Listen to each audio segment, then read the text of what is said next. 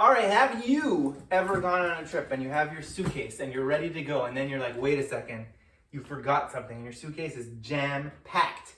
And you're like, I just need to get one more thing in there. I forgot to put my sneakers in. And you're trying to get them in, but there's just way too much stuff in there and you realize the only way this is gonna get in is if you really push as hard as you can and push them in there. And you're like, wait a second.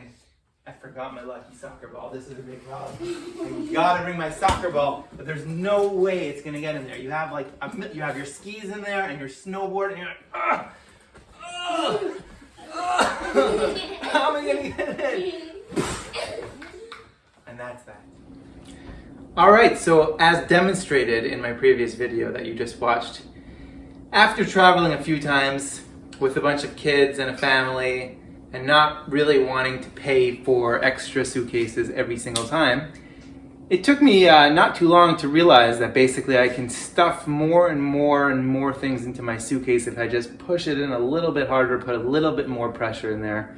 And me, being a geeky doctor that I am, I came up with my own equation. I said, let's see if we can graph this mathematically. And what I realized is this amazing discovery. I realized that if I want to know how much stuff I can get into my suitcase, well, basically it was directly proportionate to the pressure that I was applying to the outside of the suitcase. So we have pressure down on this side, and we have stuff that I'm trying to get into the suitcase out on that side. Hopefully you can read that. Pretty soon into my life experiences, I realized that, hey, we can actually graph this and it's pretty much linear.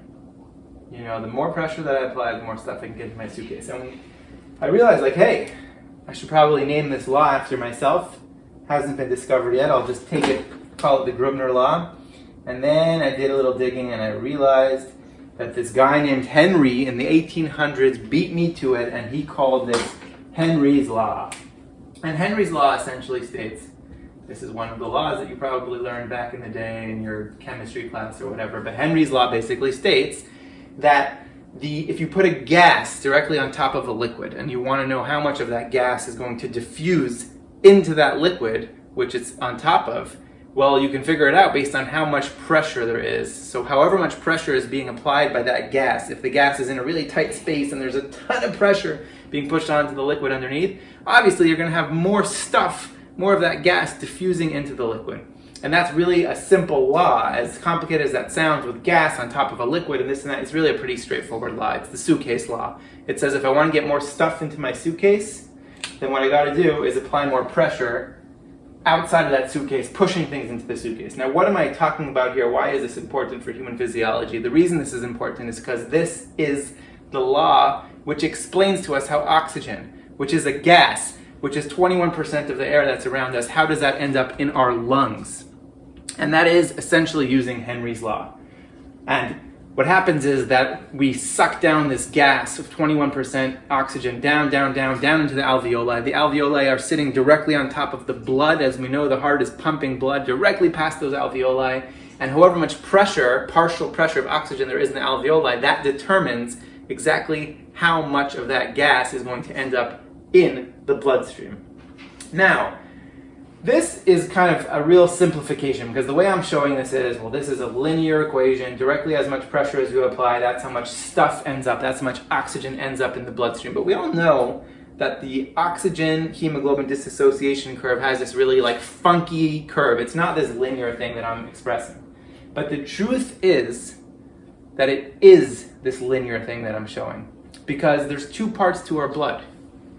There's two parts to our blood. In our blood, there's the plasma, which is that water. It's just like the liquidy part of our blood.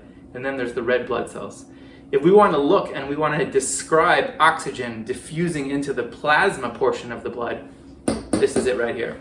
This explains that relationship pretty perfectly. But we know that we need a totally separate kind of graph to explain how oxygen ends up in the red blood cells, because there's two parts. If we wanted to kind of quantify and say how much oxygen is in my body at this moment, well, there's really two things you have to weigh at once. we have to say, well, how much oxygen is freely diffused in the plasma using old school Henry's law, linear equation, pressure going into a liquid. And then we have to remember, well, there's also these things called red blood cells, which work a little bit differently, and we'll get into that right now. So what happens here is, like I said, we kind of have these two things that we have to weigh at the same time if we want to really know how much oxygen is in a person's blood at any given time. Well, this is the linear part of it that we were talking about before, which really describes the oxygen in the plasma, just unbound, free-flowing oxygen kind of just floating around in the plasma. This would be like if our blood was really just water or any other regular liquid. This would describe that equation. The more pressure in the alveoli pushing the oxygen in, that's the more oxygen we would have in our bloodstream. But we know that we have this thing called hemoglobin, which is in the red blood cells, and there's really a whole separate story that we need to describe. And this has this funky little curve where it kind of goes up, then slows down, steeply goes up, and then slows down again at the end. Now this is also Henry's law, but it's just not linear, and that has to do with the way that hemoglobin binds to oxygen. I'm not going to get into that right now, but there's kind of the 4 different proteins on each red blood cell, and it binds in like this special kind of manner. But ultimately, all you have to really know is it comes down to it, it's Henry's law. All of this is really Henry's law, which it says the more pressure you apply in the alveoli, the more stuff is going to end up in the blood. Some of that stuff will be in the form of bound oxygen, which is bound to hemoglobin. Some of that will just be free-floating O2 floating around in the plasma. Now, if we wanted to kind of describe this and say, well, how do I kind of keep both of these in my mind at once? I want a simple way to figure out how much oxygen is in a person's body. There's a patient lying in front of me. How much oxygen is in that person's body at any given time? Well, we can say we have to add this plus this. We have to talk about how much oxygen is actually bound to hemoglobin, in addition to how much oxygen is just kind of free-floating, unbound, floating around. Is there some equation that we could use? And the answer is certainly there is. So if we want to know, let's say, the total capacity of oxygen, your total capacity in your entire body, your oxygen carrying capacity at any given time, we can say O2, there's different ways to say this, but we'll just say O2C. We'll say oxygen carrying capacity is equal to this part of the equation plus this part of the equation. Well, how do I figure out how much oxygen is in a person's body at any given time that is bound to hemoglobin? Well, we need a few pieces of information. Obviously, we need to know how much hemoglobin there is. If the person has a very small amount of hemoglobin, they're not going to have a lot of O2 bound to that hemoglobin. The other thing we need to know is their oxygen saturation. How saturated, you could have a massive amount of hemoglobin, but maybe it's not fully saturated with oxygen. So we know we're going to need at least those 2 pieces of information. We need to know how much hemoglobin, how many grams of hemoglobin are there in each deciliter of blood. We need to know their SAT, their SpO2, and then there's a simple little part of this we need to know, which is that for every gram of hemoglobin, there is a constant, and that number is 1.34. So for every gram of hemoglobin, that gram of hemoglobin is able to hold 1.34 mLs of oxygen, and that's just a constant. So if we multiply these 3 things together, you multiply the amount of hemoglobin times the saturation of hemoglobin, how saturated it is with oxygen, and then times 1.34, which is just a constant, that gives you this side of the equation. We'll just make a dot, dot, dot, dot, dot, and that explains to you, well, how much oxygen is there bound in the body at that any given time. What about the free-floating oxygen that's kind of just floating around doing its thing? Well, here's a little secret. This part of the oxygen, the way I drew it, I kind of made them look like, well, there are 2 parts of the equation. There's this oxygen, but in truth, if I really wanted to be honest with you guys, this is very, very, very, very, very, very, very small amount. So it is linear, but it's like that. And there's really not a lot of free-floating, unbound hemoglobin just kind of floating around in the plasma, which is one of the wonders of the human body, that we are given these red blood cells, the hemoglobin. That's what allows us to live. Because if we just had plasma, I mean, that really doesn't do the job. There's not enough oxygen in our bodies, free-floating, unbound, to really allow for perfusion and oxygenation of our tissues. So we have the first part of the equation, and then the second part of the equation is, and this kind of blew my mind actually when I realized this, but the free-floating oxygen, which is not bound, is what? It's your PaO2, which is that, you remember from when you get a blood gas, there are like kind of a bunch of numbers on the blood gas. There's the pH, and then there's the PCO2, the carbon dioxide, and then there's the PaO2, which is the amount of oxygen that's in the blood.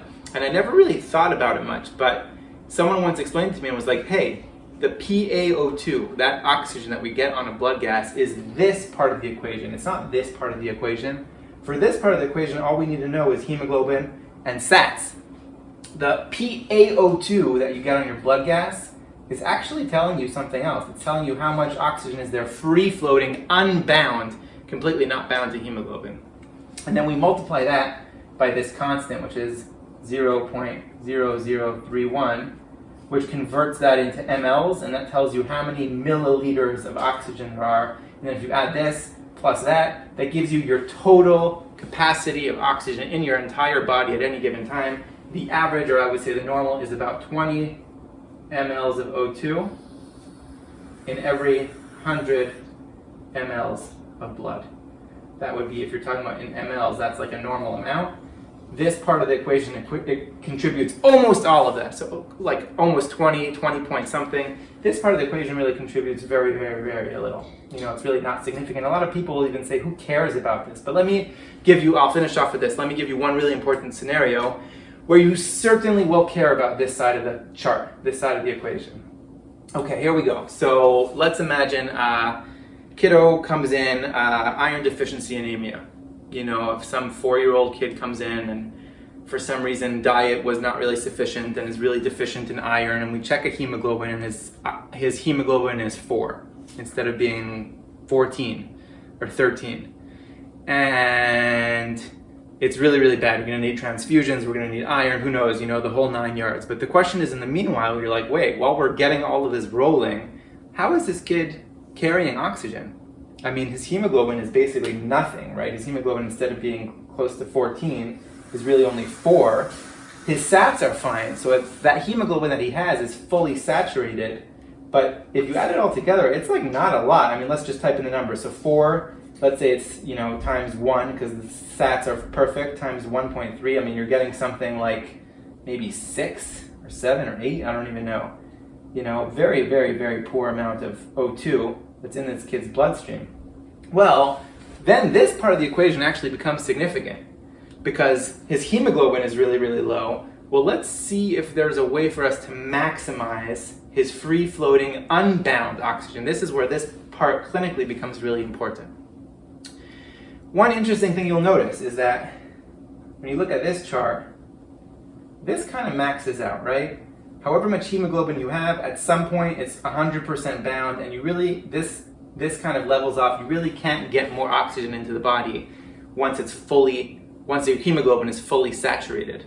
But this part of your equation, this graph, goes on forever and ever and ever. It's linear, and you think about it logically, it makes sense, right? Once your hemoglobin is bound with oxygen, there's no room to get it more bound. If it's bound, it's fully bound, and that's it. But here we're talking about free-floating oxygen that's just kind of floating around unbound in the plasma. And we know by Henry's law that the more pressure we're applying in the alveoli, the more stuff we're pushing in, the more we can get in. More pressure, more pressure, more pressure. This can go on forever, infinity. You can get as much oxygen as you want in there. Well, here comes an interesting question. You know, this kid who comes in with a hemoglobin of 4, he's breathing room air, so 21% FiO2. That's not a great partial pressure of oxygen in the alveoli. What if we put him on a non-rebreather? What if we put him on 100% oxygen? Every single particle of air that's in his alveoli is oxygen. He's on a non-rebreather, 100% FiO2. Well, guess what? That might be clinically significant, because then his PaO2, instead of being 100, you know, maybe it's closer to 500, because the partial pressure, you're pushing in as much as you can. Well, 500 times 0.0031, I don't have the calculator here, but that's more significant. Now you're starting to say, well, hey, we maximized this side of the equation, we got as much oxygen as we could, while we're waiting to give this kid blood and whatever else we're trying to do for him. What if we put him on a non-rebreather? And there are many people who will say that that is the correct thing to do, and it really logically makes a lot of sense to me.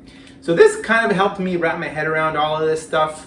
A lot of times, just so you guys know, instead of seeing it as 2 separate charts, you'll just see one chart, and they'll have one thing here and one thing down here, or they may even just forget about this entirely and not have it on the oxygen heat dissociation curve at all. But do not forget about it. It's clinically important. It's important to understand the physiology and how it works. That there's really two parts. There's the Henry's law, which tells us there's just unbound kind of oxygen floating around, and then there's the oxygen that's bound to hemoglobin. Hope you guys enjoyed.